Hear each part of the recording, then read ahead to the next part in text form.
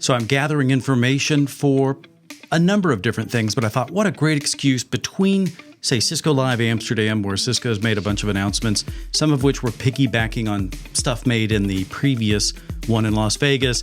And then now, of course, we've got Cisco Live Las Vegas coming up in 2024 in June. And so as we prep and build up to that, which I'm very much looking forward to, I just want to get behind some of the technologies that were recently announced and understand some of the strategies in play, whether or not, anything's ever really determined as complete. But I had a chance to sit down with Eric Knipp. Eric oversees these specialized engineers, of which I used to be a specialized salesperson. But it's a little bit different than that in that he is kind of connecting multiple domains of expertise around Cisco. So it's close to the field, but it's also, it's management, but it's engineering. And Eric's always fun to talk to, and he's got a lot of really good stuff to say and to fill in. We talk about the approach to, balancing between hardware and software and how the selling models are changing. Also talked a lot about artificial intelligence and what does that mean for Cisco? What does that mean for what Cisco has to compete against, perhaps, just because it feels like it's just such a messy world. And then in the networking space, there's so many new opportunities, whether that be, InfiniBand versus Ultra Ethernet or things like that. And so he kind of discusses the advice he's giving, what he's seeing in the market, and also some CEO advice, which is kind of where we had started this conversation a while back. In fact, you're going to hear this several times from Eric. It's what we titled this episode as well. Don't bet against Ethernet. As much as we have a theme throughout this, because we touch on a lot of things. Of course, Eric's role at Cisco, which I always have to catch up on with anybody that I've worked with for any length of time, because it keeps changing. And it also sometimes even gets more interesting, as well as the technological evolutions going on at Cisco, not just from AI, not just from hardware to software, but also integration with Thousand Eyes and Meraki and strategies across how they are kind of fostering synergy across these domains, modern networking and AI integration. Now looking at my notes, future trends in networking, working across cultural and organizational silos. So obviously we don't stick to any one thing as we go through this. Either way, a lot of great information. If you have trouble piecing together kind of where things are happening, as I do sometimes, especially between Cisco Live announcements, I hope this will help shed some light on it, and I hope to bring you more. So for now, let's go talk with Eric. Eric, tell me, what are you responsible for these days? So I'm responsible for the global specialist solutions engineering team. So that is all of the individuals that focus in one technology area. If it's collaboration, if it's security, if it's AppD and observability. But I have the ninjas on my team responsible for being the absolute experts in the individual portions of our portfolio. You think about it, you've got some of the greatest talent in the company from an engineering perspective, but you didn't have anyone that was acting as a steward. You had incredible leaders like Brad Bonin of our collaboration team, Tim Sherman over security. We weren't doing anything to drive synergy across those architectural silos. And that's really what my job is to really be the steward of that SE community that is, 3,000 strong. And again, some of the greatest talent we have within Cisco. But then to also look for those areas. And if you think about the things that I'm probably spending the majority of my time talking about right now, secure networking, artificial intelligence infrastructure, or things like identity. These are things that cross those architectural, major silos. So I kind of get to have my hands in some of the new hotness right now. Which is so I like fun. that. So just to confirm, when I started at Cisco in 2000, I was just a regular field sales guy in commercial markets in Texas. Yeah. But then for some reason I got promoted, which have helped me avoid one of my first experiences with layoffs, as a security specialist. Now that was a sales role. Is this a parallel to you have SE specialists that are kind of? Yeah. So you were a security sales specialist. There would be a security solutions engineer that would be partnered with you or that would be aligned roughly to you. And again, we like to try and drive that one-to-one pairing as much as we can, not always, but yeah, these are these smart guys or smart individuals rather that bring that subject matter expertise to support those sales efforts, both the product sales specialists like you were, or the account teams that they. Because I've always had I've been open about this, but I've had a crush on engineers. Kind of a man crush kind of thing, and always had this from the very beginning when they would get up and they, no, we're not going. Yeah, we're not going to let you hold the whiteboard marker. And then finally they'd let me hold my crayons, and that was about it. But the, finally worked up to some middle ground because I'm not an engineer. as some people joke, I'd play one on TV. Mhm. But in general, though, I depend on these engineers. And you mentioned Mike Storm, who I've done a lot with, and he's amazing. But he's Yeah. one of many amazing people, Yeah. which is one thing I've always enjoyed about working with Cisco. So that's kind of neat. It feels like from looking at what was discussed, let's say at Cisco Live in 23 in Vegas, Cisco Live Amsterdam, as I'm looking at the kind of the consistency of the big messages going out, it does feel more solutions oriented. And, because you see it with networking cloud and then a security cloud. And then there's probably a cloud somewhere in there just to cover the clouds that Oh, are yeah. having trouble keeping up, perhaps. But can you speak to what are the broad moves that Cisco's trying to do differently now? Because I do want to talk about AI and kind of some of the stuff you've been talking about publicly recently. Is Cisco shifting a bit in terms of the story away from individual boxes? And we've talked about that a lot before, but is it happening more so now? Yeah, no, it's a really interesting question. So, I mean, again, I think we joined Cisco within a couple of years of each other. Oh, So I just celebrated 20 years, congratulations. and it's funny because I was also a specialist, right? I came in, I started in CX for a few years, and my big thing was taking telephones and putting on the network, and that was revolutionary, 23 years ago. And so I did that for a few years, and then I came in as a collaboration, what we called CSE, which ultimately then became the solution or the TSA role, which is now a solution engineer focused in collaboration. That was a consulting SE. Is that what the C was? It was Yeah. consulting SE, then it was Yeah. technical solutions architect. Now we've also, the entire SE organization within Cisco, we went from having like 9 titles to 1. We are all solutions engineer. We might be a solutions engineer that focus on an account. We might be a solutions engineer that focuses on business architecture, or my team that focuses on individual technology areas or being experts in collaboration, security, what have you. Yeah. So back then, the way, like, and I remember distinctly one of the big first deals I worked on was a really, really large IP telephony, now unified communications opportunity to take out an old Roam phone system. Now this is technology that was built in the 70s, right? Older than Yeah. me. I remember the rock star SE in the office at the time. The guy that he was the old hand back then. He just walks up and he's like, Eric, just need you to know, I don't do voice. Right? I don't do He's voice. like, I'm not into this change. Yeah. Hey man, like I am not down with that. Like That this was a is lot this, of people like and that. it's Yeah. interesting because I remember I sat in and we were doing this customer this customer like briefing, like again a quarterly briefing for his customer that I was there to support, and he did an hour and a half presentation on Catalyst 6500 line cards. I mean, he was getting down into like blocking versus non-blocking architecture. The number of priority queues that it had to support different QoS configurations. I was like, holy cow! Like how and I was like, I think I was like 25 at the time. I'm like, there's no way I will ever achieve this level of technical expertise. But what blows me away is like if I think about the conversations he was having then. Come back to answer your question, Mhm. it was about like the capabilities of the box, right? That was quite a Like box. it was Yeah. quite a box. Again, like that box, I think helped put my kid through college, right? I Yeah. mean that is the 6500 still, I mean, to this day, unparalleled in Still what it running. was capable Yeah. of.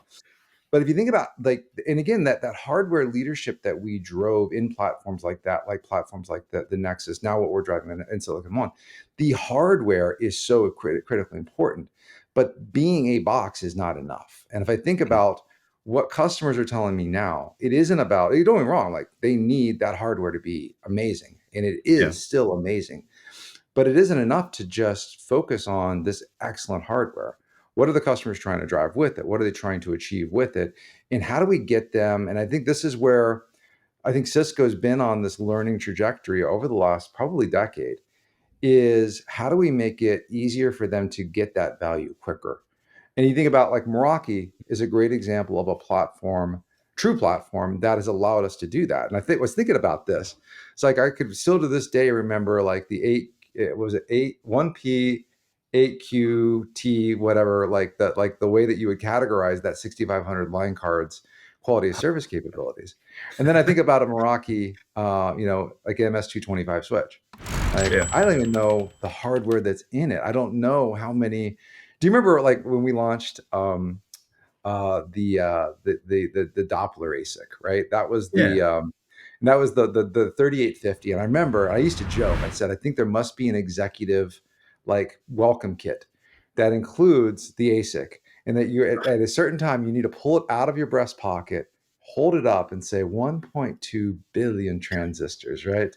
Yeah, 1.2 billion transistors, right? And it's like, okay, like moving forward, like now there's, I don't even know how many billions of transistors there are on a Silicon One chip. But the idea is that it while it matters, it no longer differentiates. What Right. differentiates is the ability to get to that value quickly, to be Yeah. able to align what the customer is trying to do with that solution. Is it, enable secure networking? Is it bring up the branch quicker? Is it, drive a next generation work experiences where we imagine what the workplace is? And that's why this platform approach is so critical, is because being a great box, that's table stakes now. The brand says, we're capable of these things. Do we really need to go into the details? We can if you want to, but let's talk about what you need to achieve and how quickly we can get you there with as minimal pain as possible. And to me, that is the essence of networking cloud. That is Yeah. the essence of security cloud. It's getting to the outcome quicker. It's getting to customer value realization quicker. And it's candidly, where Cisco struggled in the past, it is about making that day two operators' Yeah. life easier. One of the customers I exec sponsor is a huge global organization. They're a huge, cloud networking, or what we, Meraki shop. And they've actually mixed. They have Catalyst in their campus. They've got Meraki at the edge. Their CTO, he challenged me and he said, "Hey, like, could you make this so easy that I can manage it on an Android phone that is 2 generations old? That's probably cracked. That is the bar I need you to get this solution to for the user base that I'm supporting." I'm like, okay, that's Yeah. a challenge, but that is the essence of what a cloud approach is And going to he's allow talking us about to do. management, though, and oversight versus implementation or deployment. I mean, there's a physicality associated Yeah. with that can't go away. I would think to a certain extent, although we've pushed that envelope for years too, with the ability to ship pre-configured boxes. We have partners that will pre-stage things that already have, and then they go to the cloud, they get their operating instructions, and they're off and running, and you didn't have to deploy a truck. Honestly, I think that's the new standard. Is can I deploy that without rolling a truck? If you think about what the networking cloud vision that Jonathan's laid out, I think we're getting there. Applications are being delivered everywhere. They might be on-prem, they might be in the cloud, they might be both at the same time. Yeah. And so you need to be able to secure that. And so we announced how we were integrating Catalyst SD-WAN directly into Cisco's SSE stack, Cisco Secure Access. And so you can do that. Obviously you get all the ThousandEyes benefits actually on both sides of that stack, both with Catalyst SD-WAN, but it's also integrated as part of the Cisco Secure Access as well. So think about how we're giving visibility, and then over time you're going to be able to reroute traffic through brownout conditions. So it's not like, hey, my network's down, but maybe I'm experiencing 5% packet loss, or my application experience isn't great for the following reason. We can let you know where it is, and then you'll be able to route around that effectively. So bringing all of these technologies together, that's the power of Cisco and how we want to be able to go and help our customers have better experiences. And we are, again, the Meraki portfolio is just a great example of what's possible. And as we take those learnings into the other parts of the portfolio, I think it's going to be, again, as I mentioned earlier, and it's funny, a really, really good friend of mine was a Cisco exec, and he retired a few years ago. But when I was earlier in my career, and he and I were working together, and he's like, Eric, CIOs do not want to build networks. They have to build networks. And it broke my heart, because I'm like, wait a minute, And everybody love it. networking is really cool. Everything we do is like, but no, he's like, and he was absolutely right. The networking and infrastructure is a how, it is not a why. And the applications that they run and the user experience that they support, that's the why. And that's the thing that we have to strive to achieve. And again, the way we make that easier is by leveraging the synergies and the capabilities of, again, a cloud approach and the platform approach that Jonathan's laid out. Feel free to push back on me and say this isn't a fair question.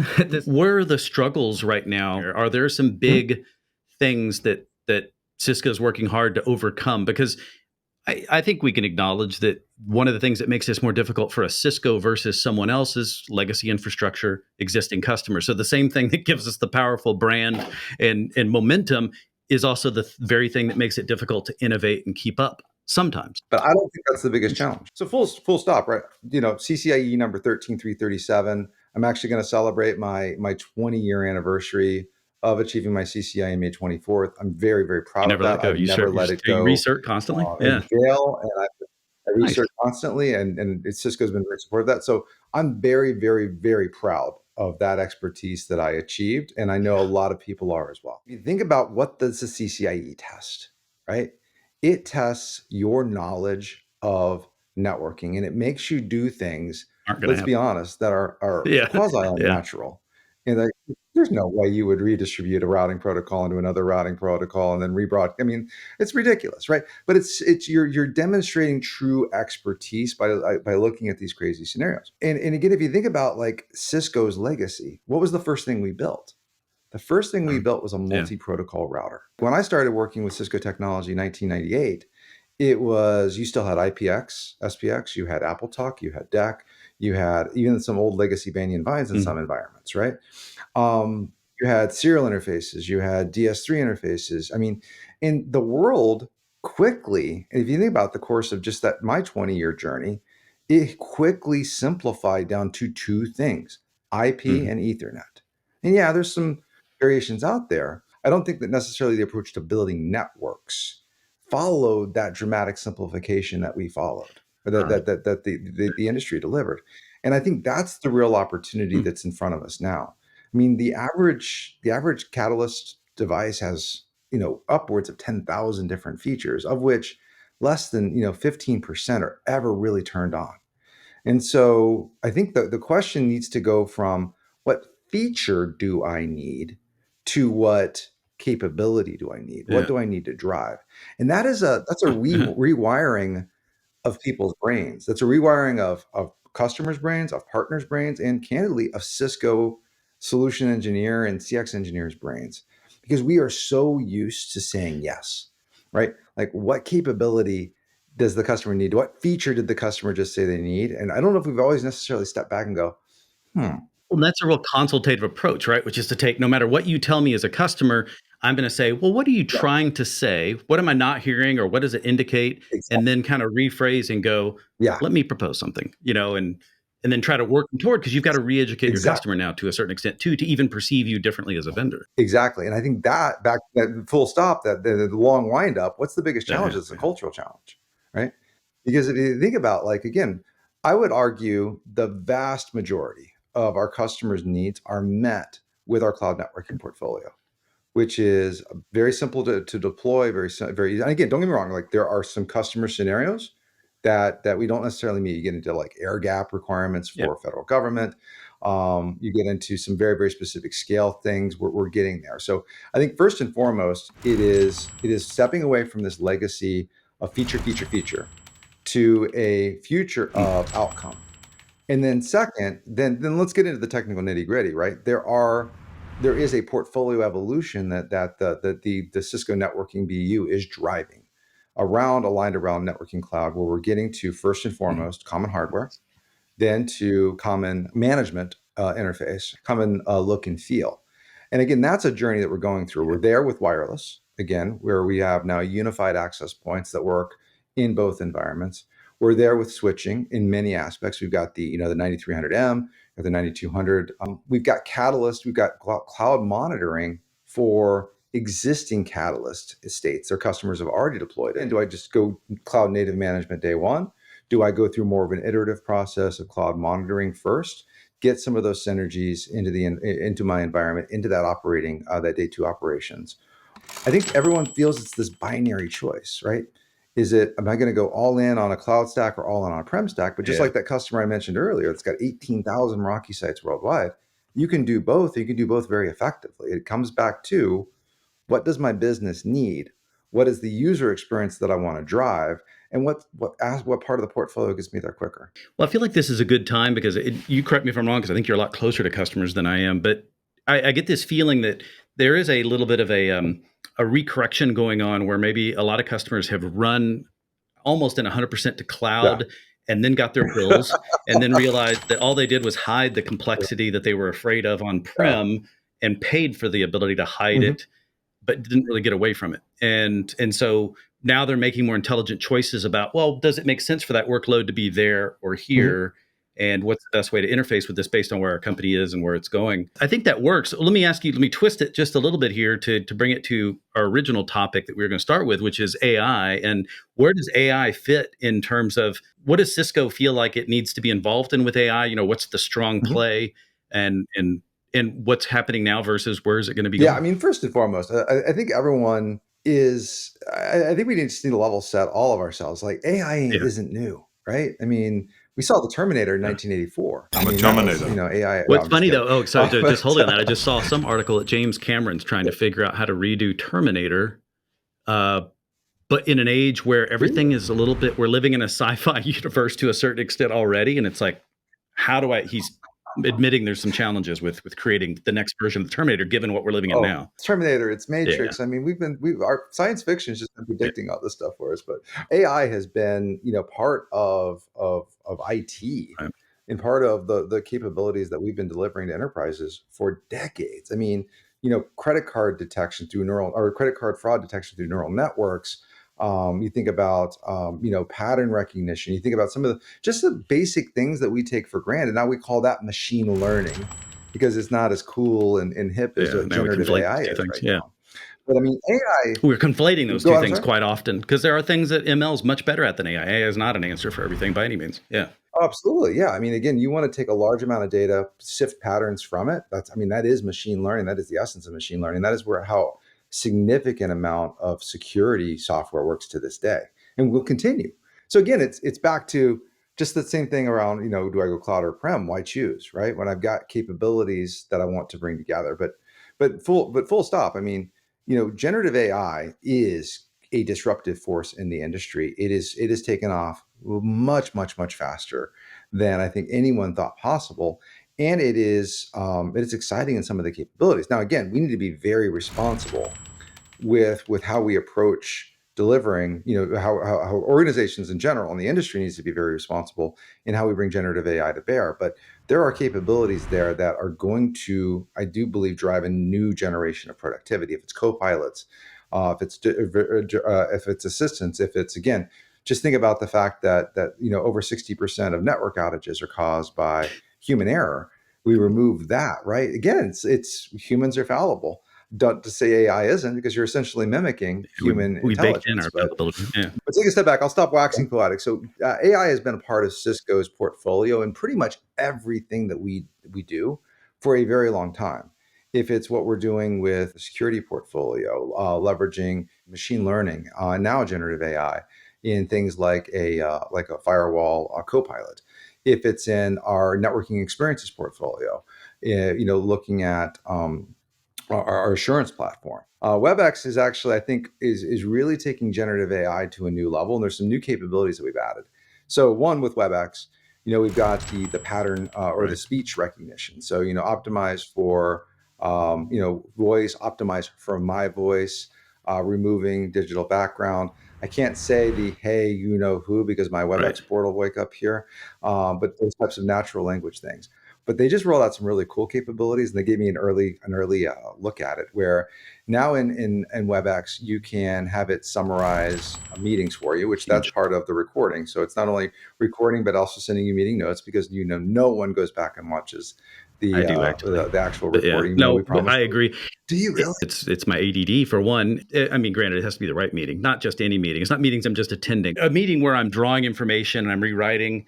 Before we rolled that stuff out with WebEx, and to this day, I still, to a certain extent, I download the recordings. I throw them into, it used to be just a Google machine generated one, but now I use a different program that allows me to also edit on it.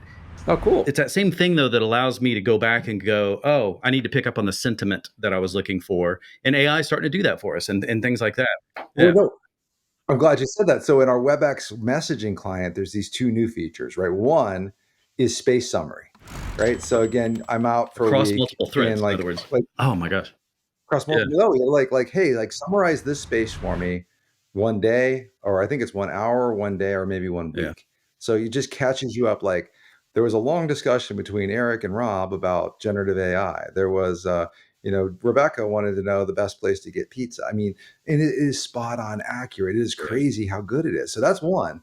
The other one, and this one's a little bit crazy, rewrite my message for me.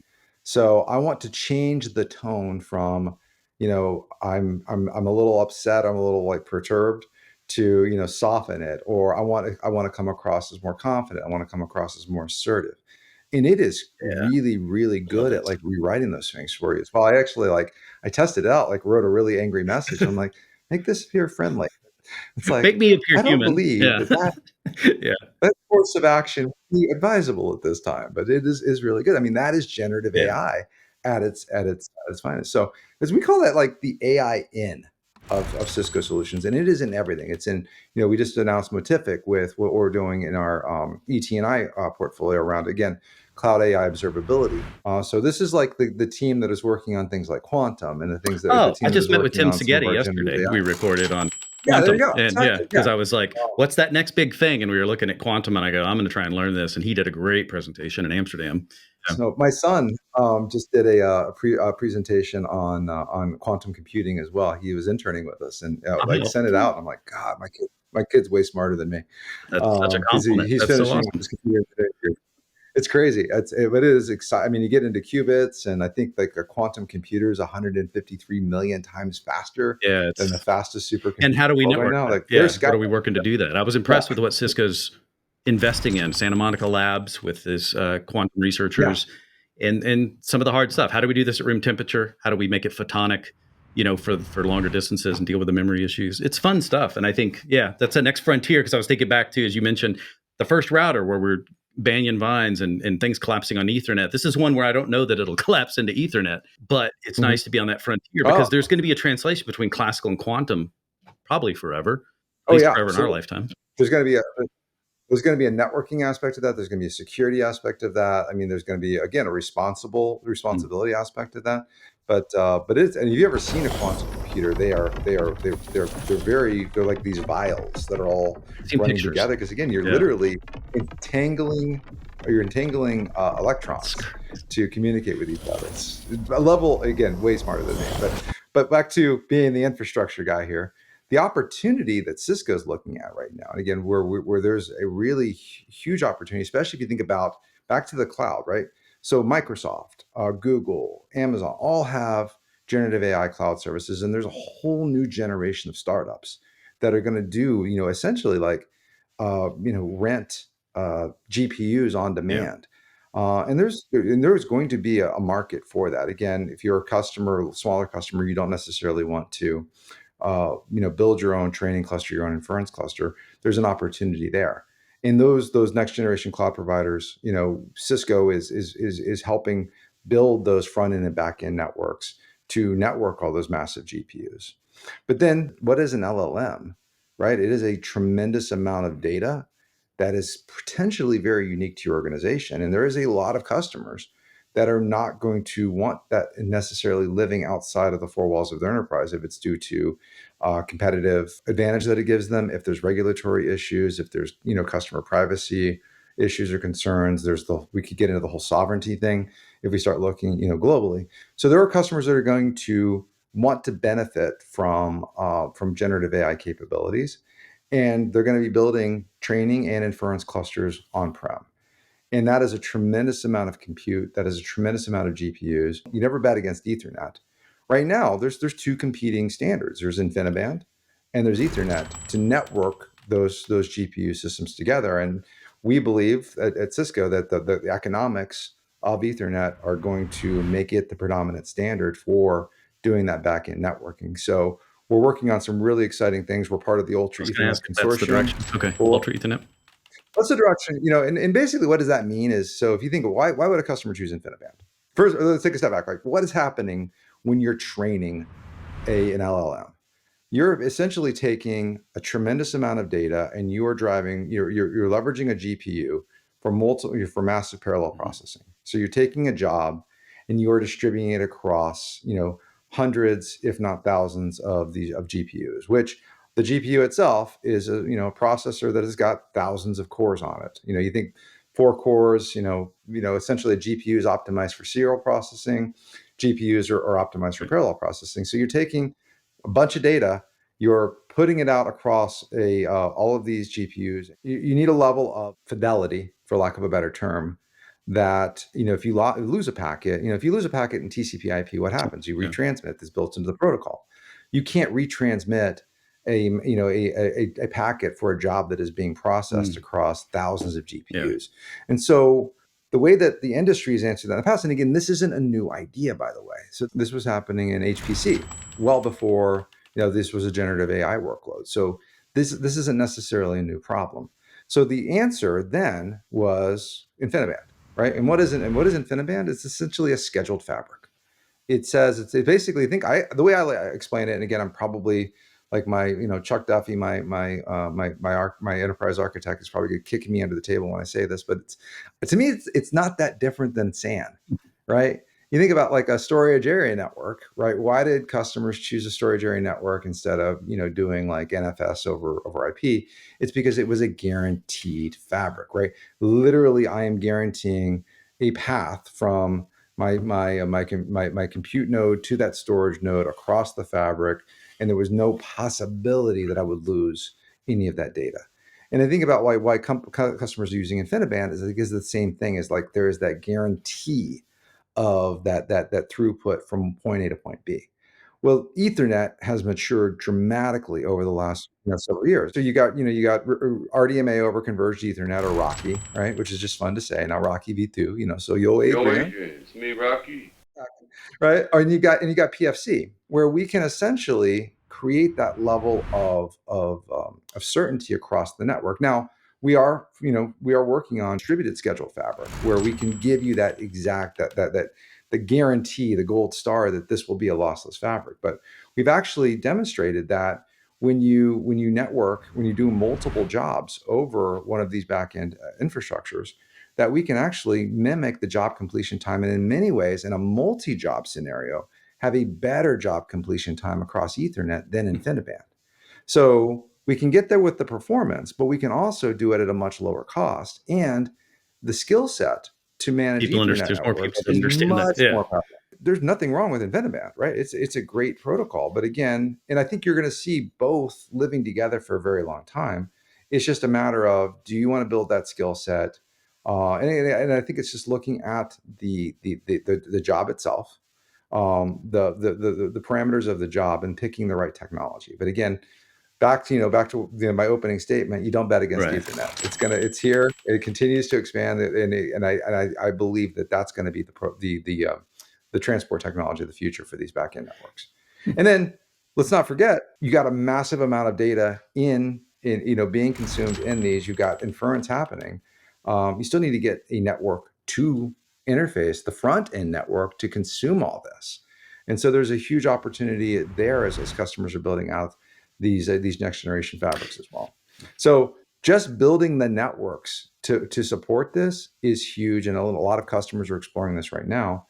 And then there's the compute aspect of it, where you're putting GPUs into servers to run these training jobs. And again, you've got the training aspect, where you're basically taking the model and you're training it with your own organizational data. And then inference, which is the way that most of us are interfacing with generative AI right now, where we're essentially taking the model, we're setting it forth in the wild, as it were, and we're using it to run a copilot or to write a song. By the way, I've actually had ChatGPT write a song. It's pretty good.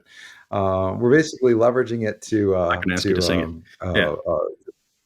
Yeah, my friend accidentally, the dog was not injured, but my friend accidentally clipped a dog when he was driving home. And I'm like, can you write me a country music song about hitting your friend's dog? That does sound like a country song. And yeah.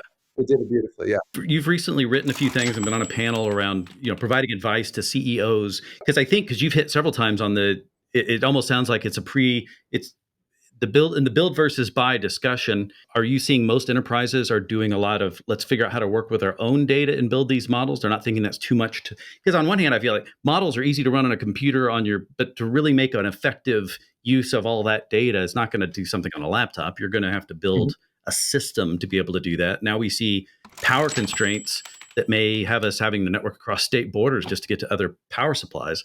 Perhaps, it's just interesting how we keep running against new limits. Yeah, tell me on the build versus buy. Cisco has been doing a lot of internal things. I think there's tools Cisco provides for employees that are Yeah. internal data, but then how much does Cisco restrict employees from using ChatGPT or Bard or any of the others? We don't want employees using any, not again, you're dealing with, and this is back to some of the ethical aspects that we talked about earlier. Like this idea of hallucination is real, right? Where again, certain models, and again, I will not claim to be a RAG expert, but certain models have proven that they aren't necessarily 100% accurate with the results that they're returning. So you're running a global multi-billion-dollar business. You need to be very, very thoughtful, very methodical in how you provide that. And again, that was the advice I gave on the panel. Yeah. You just say no, right? Well, I like Employees the are going to point find a there. way around Yeah. it, right? And again, it's just security, right? So, and again, I really like what Cisco's done is they've given us access to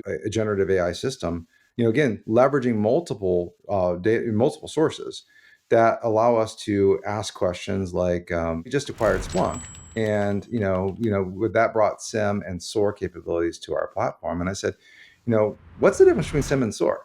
Because I'm not necessarily a security expert. And literally, like 10 seconds later, beautiful explanation of the two when we would apply one versus the other. So those capabilities are there. And again, I think employees are going to do more and more of that type of search instead of just going out to Google. Taking a responsibly trained set of data that fits within corporate policy, I think that is going to be the future. Now, then the question becomes, where do you run it? Do you run it on-prem? Which Cisco, we have an AI cluster that we're running within our data centers. I believe it's in Allen and Richardson.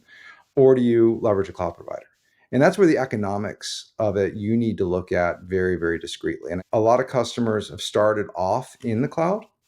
And I do think because it's not cheap, right? Again, you get into, I do think, and it's getting back to, like you mentioned, customers getting their cloud bills. I think a lot of, there's going to be either a repatriation of, or customers are going to, basically say, okay, that was a good experiment. Now I know what I want to do with this. Which that's a good use. I think that, yeah. If you enter into it with that, not saying we're going to try and make this work for the long term, but we're using this to see, well, what parts of this are really maybe sustainable for us to bring in-house? Generative AI isn't necessarily applicable to every customer's needs. Again, there are other capabilities. There's other data. There's other aspects of data that customers, that or capabilities that can be leveraged that have been around for some time. So again, I think that's the biggest thing that I would be advising any executive on is, what is the outcome you're trying to drive, and then what's the right technology that's going to get you there. And generative AI very well may be the right answer. And again, you think about some of like the customer facing aspects or applications where you want natural language interface or natural language processing, those type of things. Yeah. It is the case.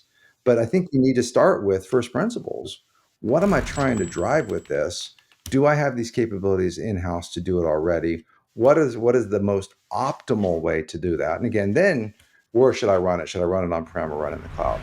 I do think there's a lot of people that are a lot of organizations that are kind of jumping like, oh my gosh, I need an 8-way GPU server because at some point I'm going to need a low, that's a lot of power, right? And hard to get. Yeah. And again, a friend of mine, he and I were having this conversation, and I said, well, you got to have it to train a model. And he picks up his iPhone.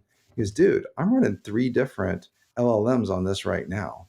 You don't necessarily need that kind of processing power for every AI workload. We're talking about, again, taking models with billions of parameters. That's what requires these massive GPU. But I think that's going to be cool because I think there's going to be, it feels like we're evolving into some things make more sense to be, it's the edge model that we've been talking about for years, which is some things need to be processed closer to where the work is happening. Some things benefit from being in a bigger area offsite, and then the two working together give you the efficiency, the speed, the flexibility. You mentioned sustainability, and I think that's the interesting thing. Generative AI isn't necessarily the greenest technology out there. You need power to run this level of compute. There's a real potential threat of us exhausting the power grid capabilities in the United States. Organizations are scrambling to go like, where do I build that next data center where I'm going to have ready access to significant amount of power?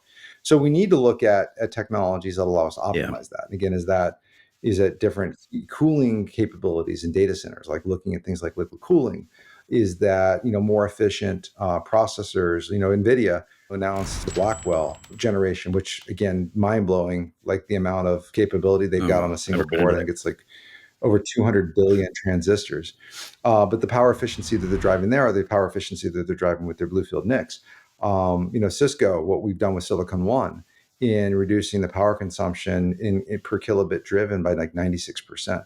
So I think everything's got to be on the table when we think about the technologies that we're using to not only to drive generative AI, but to drive next generation data centers and next generation connectivity. If you were to take the world's data centers today and put them into a country, let's call it Data Centerlandia, that country would be the 23rd largest contributor to greenhouse gas emissions. 2% of global greenhouse gas emissions are data centers, right? That is material. And so we need to be, we need to be, all hands on deck in this. Generative AI is not going anywhere, right? It is only going to increase because of the capabilities it brings to business. Networks are going to increase. Compute is going to increase. So this is the time to be very, very, intentional on being serious about sustainable tech, not only in data centers. We can look at in building technologies. We can look at the SP networks. We can the cars we drive. But I don't want to get onto I don't want to get on my soapbox there. But like the things within our control as an industry are how we're building data centers, how we're cooling data centers, how we're constructing buildings for knowledge workers and things like that. And these are all areas that, leveraging a level of intelligence, I think we can have a much greater impact on. Let's talk about careers. Where do you think education should be focused? What should we be learning? What do we need to know, either as engineers or just responsible technologists? It's funny. The first person that told me about ChatGPT was my son. He's studying computer engineering, and he was working on a I think it was some type of Linux scripting issue. It was really just hitting a wall. And we talked one night, and he was like really just down. And I was worried about him. And so I called him the next day, and I'm like, hey man, like, did you figure that out? He's like, oh yeah, it's all good. I'm like, that's an about face. What changed? Yeah. He's like, yeah, Dad. He's like, have you heard of this Chat GPT thing? I'm like, no. I'm What's done. that? Yeah. And again, this was, I think it was like, would have been October. Yeah, it's funny because it was like one of those moments we Yeah, it's can like, all remember it when we was like first. a month before it was like everyone was talking couldn't believe about it.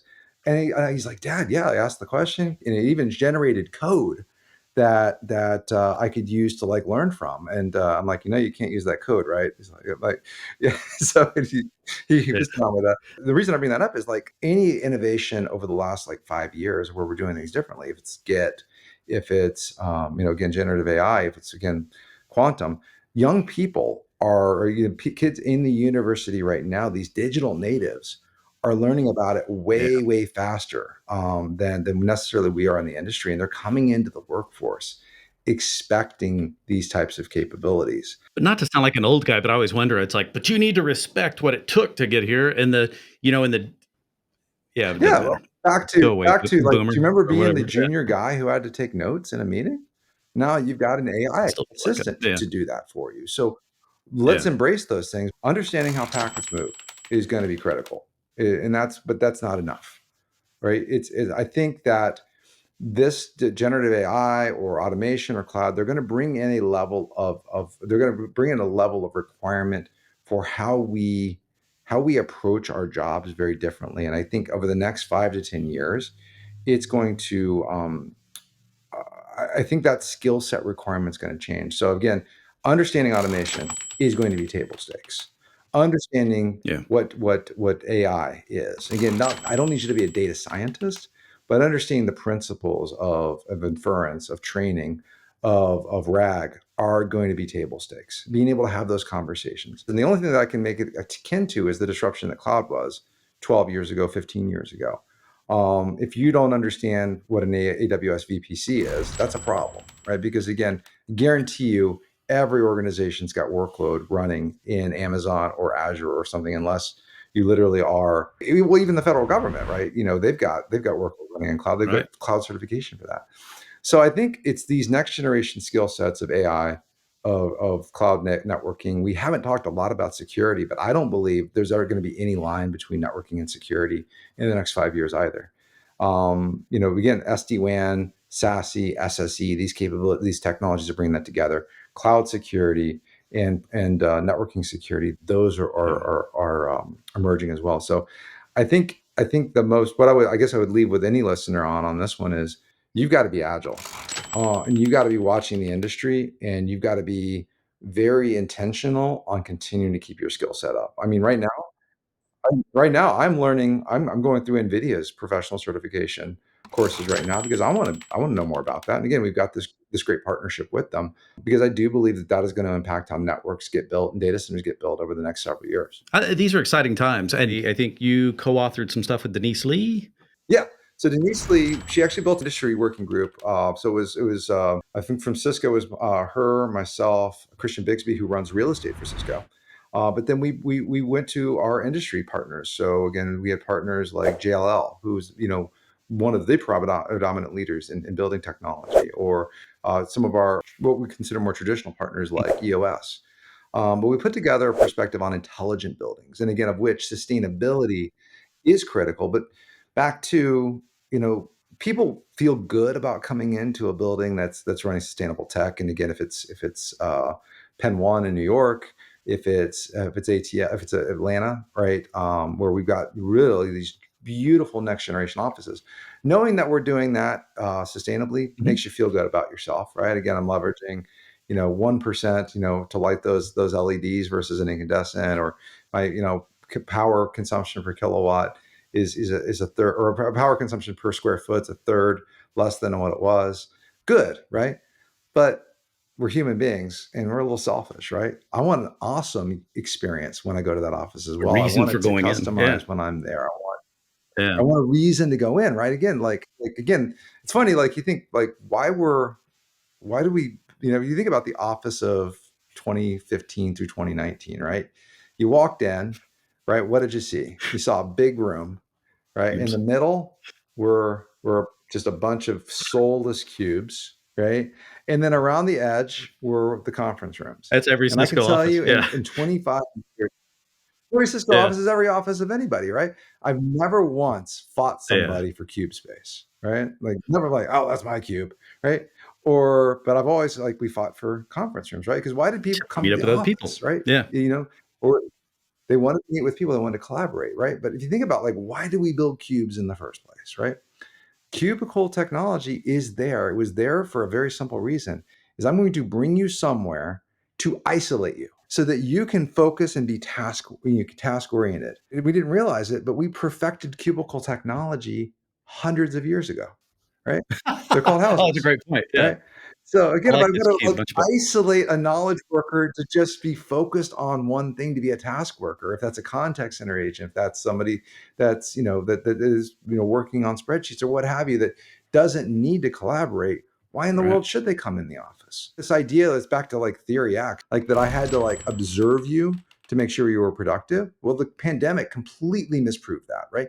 People worked longer hours, people were more productive and happier in their jammies, working on the tasks, right? So bringing people into the office to watch them, ridiculous idea, and we don't need that.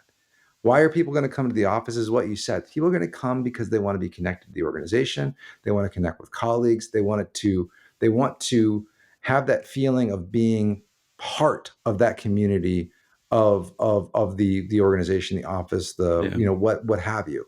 And that's that next generation workspace, right?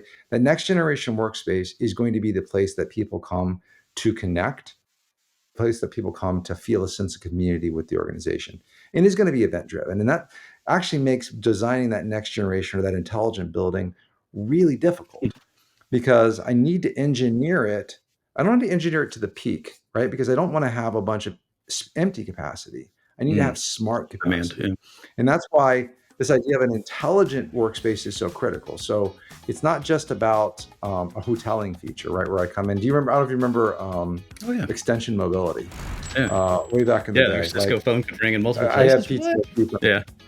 Like if you had a Z in your name, you're tapping that. But think about just capabilities of intelligent proximity, where again, I walk into any office, leveraging my WebEx client, immediately any video screen is my screen, and I am there. I don't even know half the people I work with cell phone anymore. I don't even have them in my phone. I just click, connect, and then literally I've got this immersive experience around me. But that's just, again, those are table stakes. But getting into like comfort, like in Atlanta, like if the sun's too bright and down in a hot Atlanta at noon, right, those shades automatically lower, right? We're making the workplace that much more pleasant and that much more enjoyable to go into. And it's all, I mean, it's all done through, intelligence built into the systems that we're interacting with. Sorry, that's why I wanted to talk to you, because I love the passion, and I like where this is going, and I think you've spurred what's going to end up being multiple conversations here in the future. But Eric, thank you so much for taking the time, man. Oh, Rob, thank you so much. Really, it was an honor to be on here with you, man.